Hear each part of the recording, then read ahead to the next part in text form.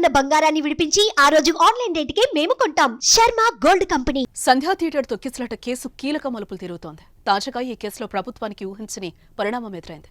సంధ్యా theatre తొక్కిసలాట ఘటన జాతీయ మానవ హక్కుల కమిషన్ వద్దకు చేరింది.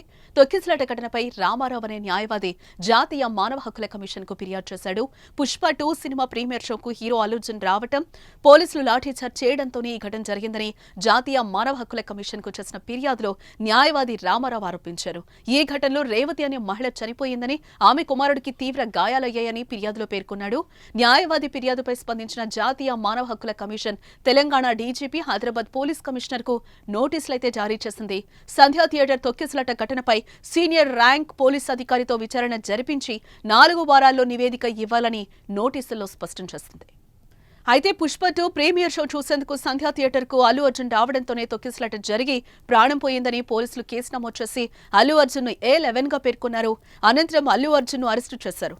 నాంపల్లి న్యాయస్థానం 14 రోజుల రిమాండ్ కూడా విధించింది. అయితే హైకోర్టు మధ్యంతర బెయిల్ ఇవ్వడంతో ఒక రాత్రి జైల్లో ఉండి బయటకొచ్చారు. ఈ కేసు విచారణ ఇంకా కొనసాగుతోంది.